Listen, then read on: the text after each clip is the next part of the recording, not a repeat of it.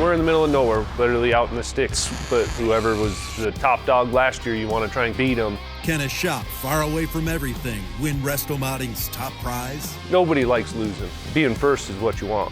This is the path to performance, presented by Castrol Edge.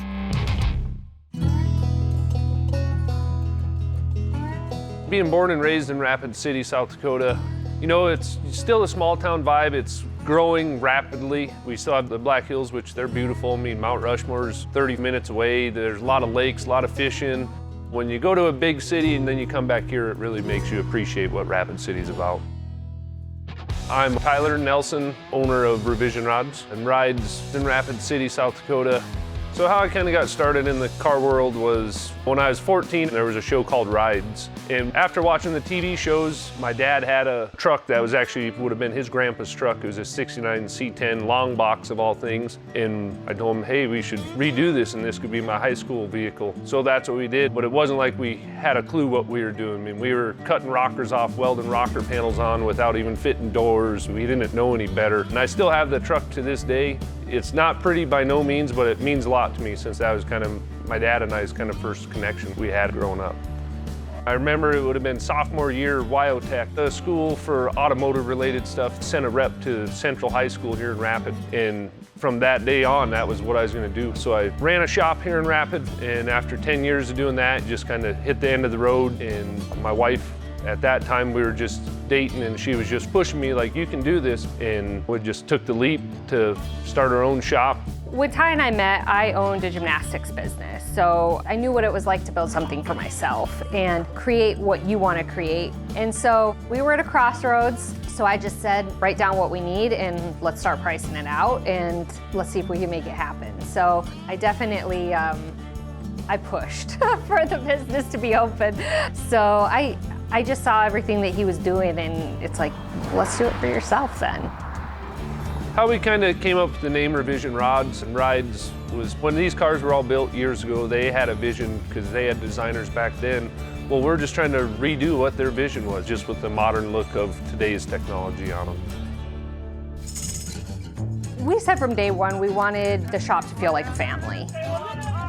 We want people to feel like they're fully part of a team. And I also feel like it's more fun to work that way versus staying by yourself, doing your own thing. We definitely get a lot of work done here, but we like having fun. Double chin there. I don't know where the nicknames come from. Yeah, I haven't been a part of any of the nicknames. I just go by them, I guess. My real name is John Leffler. Everybody knows me as Boner. Can we say Boner on it, or? Oh, yeah. Okay. Everybody in the industry knows me as Boner. You know, bone's bone. That is what it is. If I hear John, I really rarely answer. He tries telling people his name's Bone, but it's not Bone, it's Boner. Back when I was a kid, there was a show called Growing Pains. Mike Siever's best friend was Boner, and he was just always messing everything up, breaking things, and so it just kind of stuck. We'll get this thing ready to be blown apart and put back together and start some mud work. There's a lot of different meanings people probably take away from it, but that's the true meaning. We have Possum, Drew Siders is his name, and he operates the machining side of our operation here. One of our local welding supply guys years and years ago gave me the nickname of Possum, and it stuck. Possum, I was wondering about that, but I'm all for the possum box. He seems to like it. This is the possum cage. They're always joking around about hanging up a sign that says, do not feed the possum. My wife, Katie, when she comes around, we call her OSHA, because she'll come in here and she gets upset when guys are welding without helmets. Everybody knows me when I walk in, OSHA showed up. Get your safety glasses on. If you don't have your earplugs or glasses on, she likes cracking the whip. Actually, I've not heard any crazy nicknames for Ty. You probably don't want to know what they call me. There's probably a lot of names for me some days. We were building the 1969 Plymouth Road Runner for the Barrett-Jackson Cup. Probably one of the biggest things that kind of separates us from a lot of builders. I mean, you definitely have to be OCD. Everything has to be perfect or as close to perfect, because everyone knows there's no such thing as a perfect car. It's just a constant game of just one up, and whoever was the top dog last year, you want to try and catch them or try and beat them. The hood, it's obviously all hand built out of aluminum. So when the hood's open, this is what you'll see. Then we have this 1/2-inch thick aluminum that's machined down to fit in these channels like this.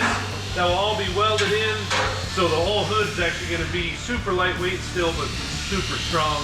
So now I have to get everything to fit nice so we can have a nice gap on there. We've competed at the Barrett-Jackson Cup once before with the white truck, and we fell short. We didn't make the cut, but to win or be in the top 5 even would be huge. I mean, it's definitely going to be fun competition with some of the best in the industry. And the Road Runner that will be competing this year is definitely going to be, in our mind, a really good car for the competition.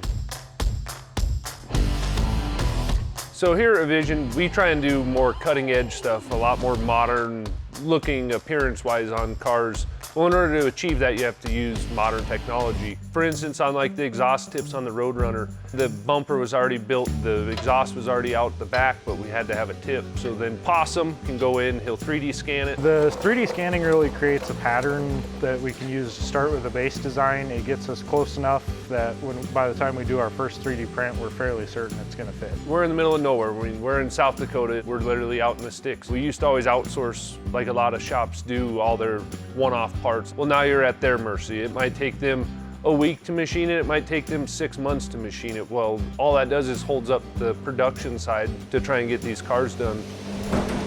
The hardest thing was obviously to find a Possum to be able to draw in machine. Let's start with that 3D scan that you did of that back bumper. Alrighty, we'll get a model pulled up here. Do you have any input or anything you'd like to change, Tyler? We can try one like that with the pattern going that way it matched the rest of the stuff we did around the headlights. Okay. The only thing I'm not sure of is going to be these bottom corners, whether or not we're going to want that invert to go all the way out, but we could definitely start with a print of that one. Sounds good, so we'll get this printed. Alright, so we got our 3D model in our 3D printing software here, and I just have to orient it in such a way that it'll print out nice. Slice the model and send it to our 3D printer. So he can go from the 3D scan, then he draws it, then he gets a 3D print, then we'll test fit the 3D print, and if it doesn't fit correct, it costs very little to 3D print something, so you just throw that away. Alrighty, so we're gonna get this test fit. Oh, maybe, there we go. Alright, what do you think of that, Tyler? We definitely got to tighten up the gaps a little bit, try and probably keep it, I don't know, with like a 30-second gap on it. So we'll definitely have to add to some here, probably like an 8. Okay, so we'll go. Okay, we're gonna add an 1/8 inch there. Other than that, I think you nailed it on the rest of the stuff, bud. Alrighty. Then we'll have to add our pattern in on the final, but we'll get that outside. Just focus on getting it to fit, and then we'll just add that outside in it. Machine time's expensive, materials expensive, tooling's expensive, so we want to make sure we're giving the best value to the customer. 3D printing a part in plastic is the cheapest way to do that and ensure we're keeping the quality. Alright, looks like our 3D print's finished here. Get it peeled off the bed, and we'll go out and test fit it. Alright, Ty, I think I have one that'll actually fit this time. We'll give it a try. Let's see what you think. Yeah. Definitely. All right, well, I think we're ready to get them machined. All right, yeah, and I do definitely like just having that designed this way versus cutting out there. I think that'll look a lot better. Get her cut, I'll have it by tonight, right? We'll try. Generally, we'll have 3 3D prints of any given part to make sure it's perfect before we'll finally bite the bullet and machine a part.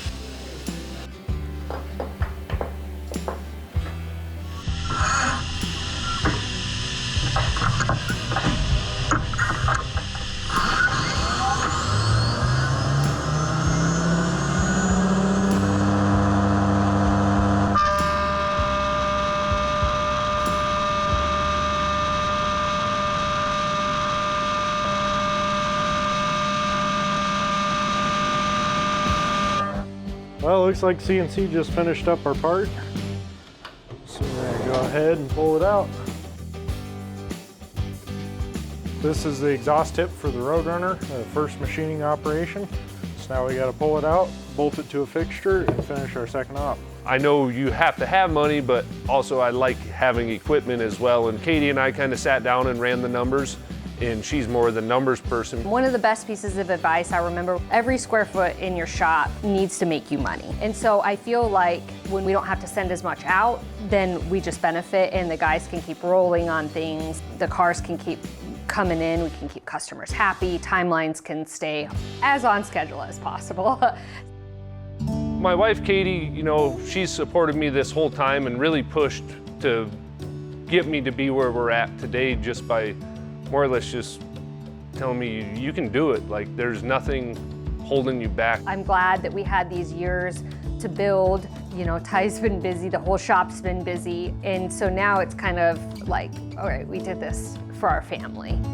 You know, just becoming a dad, I mean, we now have a beautiful little daughter. That's 4 weeks ago is when she was born. It definitely changed her whole life perspective on everything, because now it's not just for me, it's not just for Katie. I mean, we have to make sure that everything we do in life now revolves around our newest addition. And as soon as you first see that baby born, it's just unreal what it just changes. I mean, it changes everything in your life, and it's for the better for 100%. Huge change in Ty. He comes home before the sun sets, usually. I can't wait to get home just to hold her and just to see her. I mean, it's been a month and she's already like changed. It's just nuts. She'll grow up around cars and hopefully she finds her passion, whether it's cars or not, but hopefully she sees something that we work hard for and Ty works hard for, the guys, the whole team works hard for. Hopefully that'll rub off on her a little bit. Seeing the whole team's hard work be recognized and win the Barrett Cup, it would be awesome for the guys. It makes a lot of the late nights and everything worth it, especially from people that are at home, all the wives and girlfriends and everything that put up with the long hours. So it's fun to see. Like when you have an insider, you know, hey, this other shop, we know they build top-notch stuff is going to be competing. I think it definitely helps the whole team here at Revision kind of step it up a notch, just because nobody likes losing. At the end of the day, being second, you still lost, so you don't want to be second. I mean, we've been bridesmaids before, and it sucks. I mean, it's still cool being there. Being second, I mean, that means a lot, but being first is what you want.